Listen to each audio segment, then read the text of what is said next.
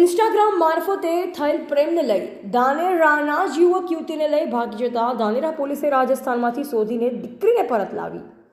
ધાનેરા ખાતે ઇન્સ્ટાગ્રામ મારફતે એક યુવકે સગીર વયની યુવતીના સંપર્કમાં આવી મસ્ત મોટી લાલચ અને ખરા ખોટા વચનો આપી વિશ્વાસમાં લઈ ભાગી ગયો, જેથી ફરિયાદ ધાનેરા ખાતે દાખલ થતાં ધાનેરા પોલીસે પરિસ્થિતિની ગંભીરતા સમજી એક્ટિવ થતાં આખર ધાનેરાથી 150 કિલોમીટર દૂર રાજસ્થાનની હદમાંથી પરત લાવી હતી.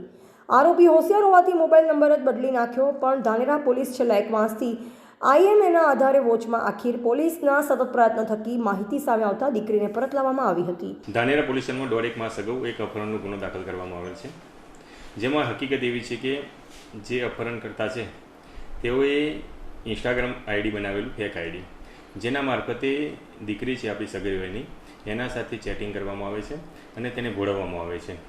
ત્યારબાદ તેનું અપહરણ કરવામાં આવે છે. તો જે અપહરણકર્તા અને ભોગ બનનાર બંને કોઈ મોબાઈલ નંબરનો યુઝ કરતા હોતા નથી. પછી તપાસ કરવામાં આવે છે, SP સાહેબને જાણ કરવામાં આવે છે. SP સાહેબની સૂચના મુજબ સ્પેશિયલ ઇન્વેસ્ટિગેશન ટીમ એકની રચના કરવામાં આવે છે અને જે અનુસંધાને 1.5 મહિના બાદ એક લોકેશન મળે છે કે તેઓ કિશનગઢ પોલીસ સ્ટેશનની હદમાં રાજસ્થાન રાજ્યમાં કોઈ જગ્યાએ રહે છે.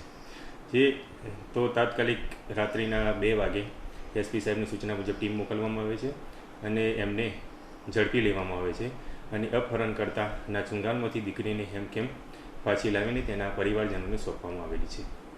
એવા રિતેશ પંડ્યા, 7 ભારત ન્યૂઝ, ધાનેરા.